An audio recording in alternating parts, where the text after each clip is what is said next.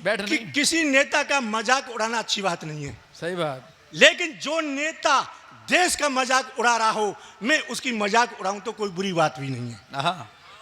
ये नेता जो देश में जेल जा रहे हैं, भ्रष्टाचार कर रहे हैं, मैंने इनके लिए तो एक पहाड़ा लिखा था कि नेता एकम नेता आ, नेता दूनी लेता जा, नेता तिया लेक्चर झाड़, नेता चौका मुंह तमघाड़, नेता पंजे रेट बढ़ा, नेता छिक्के पेट बढ़ा, नेता सत्ते हाँ जी हाँ, नेता अठे ना जी ना, नेता नाम ठूठा, नेता ढाम झूठा। ये नेता होता है। मेरी पत्नी बोली फालतू बातें करते हो, तुमने कभी 4 लाइन मेरे लिए लिखी? मैंने कहा सुन तेरे लिए लिखी हैं। बोली सुनाओ। मैंने कहा पहले तू श्रृंगार करके आ। अब मेरी पत्नी का रंग कैसा है? जैसे मेरे कपड़े हैं, स्याह काला रंग। मैंने कहा श्रृंगार करके आ, और मैं तुझे श्रृंगार की कविता सुनाता हूं।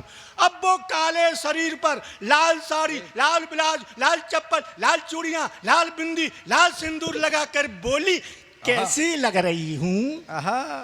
बाबा मैंने देखा काले शरीर पर लाल ही लाल। मैंने कहा देवी तू ऐसी लग रही है जैसे कोयले की खान में आग लग गई है। मैंने कहा दूसरा श्रृंगार करके आ। फिर गई श्रृंगार करने, काले शरीर पर पीली साड़ी, पीला ब्लाउज, पीली चप्पल, पीली चूड़ियां, पीली बिंदी लगाकर बोली अब कैसी लग रही हूं? मैंने देखा काले शरीर पर पीला ही पीला। मैंने कहा देवी अब तू ऐसी लग रही है जैसे सरसों के खेत में भैंस घुस गई है। बोली तुम गीत सुनाओ मेरे लिए। उनकी सुन कि महाकाली मैया सीतू। ये श्रृंगार नहीं, ये घोर श्रृंगार है। ऐसा गीत कोई नहीं लिख पाया आज तक, न सूरदास, न तुलसीदास, न वाल्मीकि, न रसखान, कोई नहीं लिख पाया। लिखेंगे कहां से? अब वो है ही नहीं है, केवल मैं हूं। अब तो सूर गए, तुलसी गए, चली गई मीरा दीवानी, और कभी कुल में एक ही बचे वो सबर समुरसानी।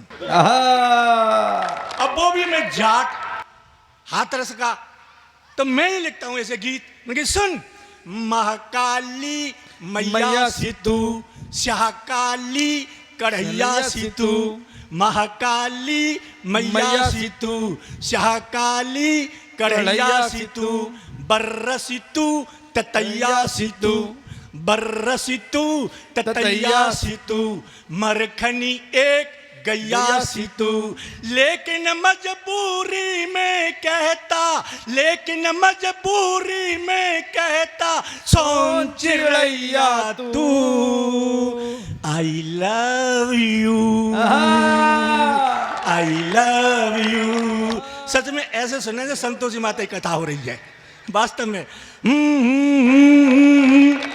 लेकिन दादा एक बात बताऊं, संसार में पति का सबसे बड़ा धन उसकी पत्नी होती है। पत्नी से बड़ा पति का कोई धन नहीं होता। अब वो भले ही मेरा काला धन सही, भाई काला धन है तो मेरा ही, 7 फेरों में मिला है। कुछ साल पहले नरेंद्र मोदी बोले भाइयों काले धन को बदल ले जाओ।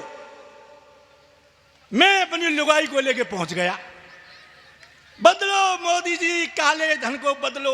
मोदी जी ने मेरी लुगाई को देखा और बोले 50% लगेगा। अब मुझे हंसी आ गई 50% का नाम सुन के। मोदी जी बोले अबे क्यों हंस रहा है? मैंने कहा मोदी जी ये 50 साल की है, अब तो 25 साल की लेके जाऊंगा। सही में आप विश्वास करो दादा, आप उम्र के बैठे हुए हैं। आजकल के जो लड़के होते हैं वो लव मैरिज करके लाते हैं, लव मैरिज करके लाते हैं, और ये मैरिज चलती नहीं है, अंत में दुख पाते हैं। लेकिन इन बुढ़ों का प्यार, जो सीनियर सिटीजन हैं, इनका प्यार बड़ा अमर होता है। एक बुढ़िया का बुढ़ा मर गया, ऊपर पहुंच गया, उसका जन्म दिवस आया तो बुढ़िया ने अपने नाती से कहा बेटा टिंकू तेरे बाबा का जन्म दिवस है, बाबा की तस्वीर उतार दे, तेरे बाबा से प्यार करूंगी। टिंकू ने बाबा की तस्वीर उतारी, बुढ़िया ने आंचल लिया और तस्वीर को पहुंचा और बोली तू तो चलो गयो, अब तो कुका पतो है मैं कैसे रहती हूँ रे, कितना प्यार करता था तू मुझे, मेरा कोई नहीं है, कहाँ जाऊँ। दादा वो कह रही आजा, तू मुझे इतना प्यार करता था, मैं तुझे चूमूंगी। और बुढ़िया ने तस्वीर लेके चूमना चाहा बुड्ढे को, तो दादा वो तस्वीर के पीछे एक ततैया बैठा था, इतना बड़ा ततैया पीला वाला। बुढ़िया ने जैसे ही तस्वीर को चूमना चाहा, वो ततैया ने और बुढ़िया की नाक पर डंक मारा। अब बुढ़िया ने तस्वीर फेंकी आंगन में और बोली, मर गया पर छेड़खानी नहीं छोड़ी तेने। अब विश्वास करो, ये प्यार ऐसा होता है बुढ़ों का।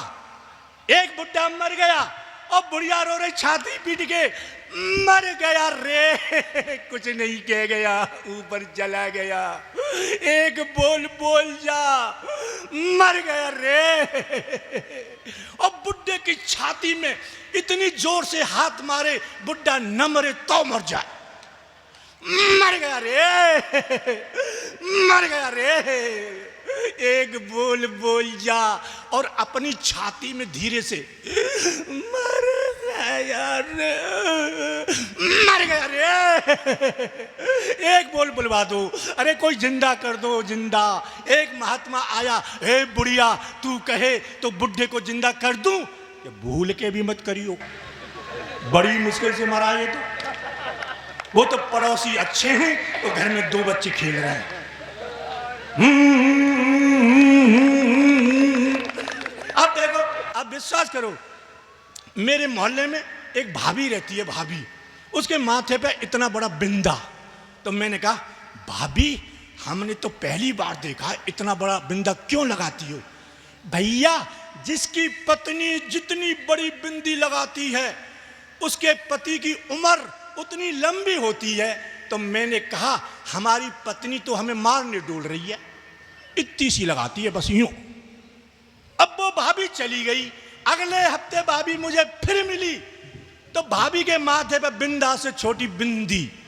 मैंने कहा, भाभी जी आज तो बिंदी छोटी हो गई। भाभी बोली, तेरा भैया बीमार हो गया है, तेरा भैया बीमार हो गया है। तो मुझे दुख हुआ, मैं घर को आया। अगले हफ्ते भाभी फिर मिली और छोटी बिंदी हो गई। तो मैंने डरते डरते पूछा, भाभी जी आज तो बिंदी और छोटी हो गई। भाभी बोली, अस्पताल गया तेरा भैया, अस्पताल पहुंच गया। मेरी आंखों में आंसू आ गए, भैया बीमार हो गया, अस्पताल गया। अगले हफ्ते भाभी फिर मिली, इतनी छोटी बिंदी जैसे पेन से किसी ने पॉइंट लगा दिया। मैंने कहा, भाभी जी क्या हुआ? इमरजेंसी में भर्ती है रे, इमरजेंसी में। मैं घर को आ गया। अगले हफ्ते भाभी फिर मिली, इतना बड़ा बिंदा। मैंने कहा, भाभी क्या हुआ? मैंने तो दूसरी शादी कर ली है रे। और अंत में मैं एक आइटम और देखो, मैं कविता भी सुनाता हूँ, गीत भी और चुटकुले भी। मेरा दादा, मेरा जो साला है ना, साला, वो हकला है, हकला। एक शब्द को 5-5 मिनट में बोलता है। जैसे ही साला मेरे पास आया और मुझे देखा तो बोला,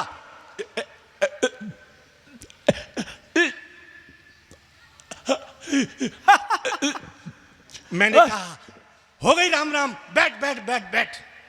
5 मिनट में अगला राम राम नहीं कर पाया।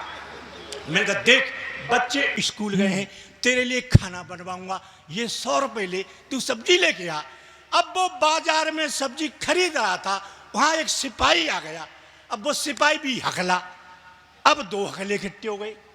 हकले सिपाही ने मेरे साले से टाइम पूछा, ए टाइम क्या हुआ है? तो मेरा साला बोला,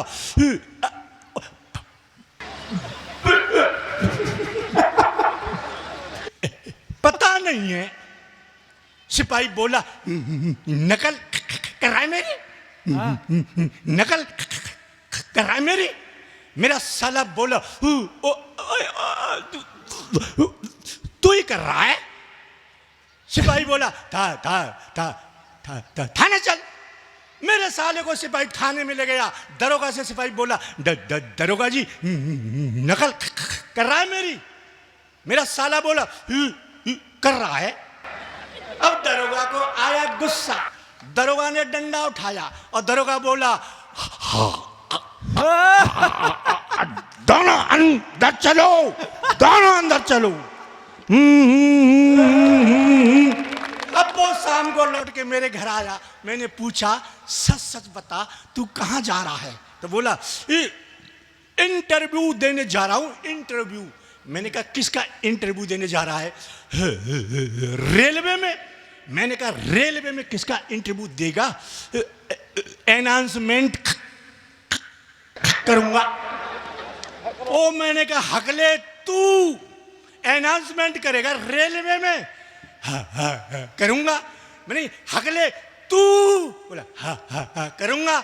मैंने कहा एक वाक्य बोल के दिखा दे और तू पास। बोला पूछ। मैंने की बोल। पवन एक्सप्रेस प्लेटफार्म नंबर 1 पर आ रही है, तू बोल के दिखा दे और पास। तो वो कह रहा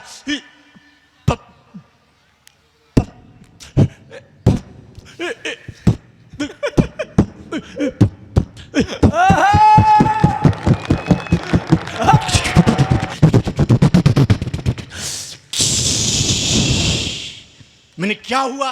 बोले गई। कहाँ गई? राम पहुंच गई। थैंक यू, धन्यवाद बहुत।